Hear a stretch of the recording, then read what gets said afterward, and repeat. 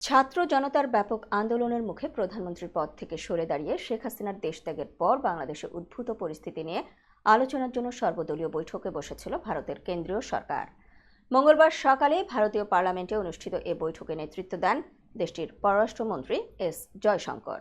এই সময় বাংলাদেশের পরিস্থিতি এবং ভারত সরকারের নেওয়া পদক্ষেপগুলোর বিষয়ে উপস্থিত নেতাদের ব্রিফ করেন তিনি। ভারতীয় সংবাদ মাধ্যম এনডিটিভির প্রতিবেদন অনুযায়ী জয়শঙ্কর ছাড়াও সর্বদলীয় এই বৈঠকে উপস্থিত ছিলেন ভারতের স্বরাষ্ট্রমন্ত্রী অমিত শাহ, প্রতিরক্ষা মন্ত্রী রাজনাথ সিং এবং সংসদীয় বিষয়ক মন্ত্রী কিরেন রিজিজু। বৈঠকে ভারতীয় সব দলের নেতাদের জয়শঙ্কর বলেন, হাসিনা এখন মানসিকভাবে বিপর্যস্ত, তাই তাকে ধাতস্থ হতে সময় দিয়েছে ভারত। আপাতত ভারত হাসিনাকে কিছুদিন সময় দিতে চায়। তার ভবিষ্যৎ পরিকল্পনা কি তা তিনি ভারত সরকারকে জানাবেন। সেই ভাবনা চিন্তার জন্য সময় নিচ্ছেন। হাসিনার পরিকল্পনা জানার পর পরবর্তী সিদ্ধান্ত নেবে নয়াদিল্লি।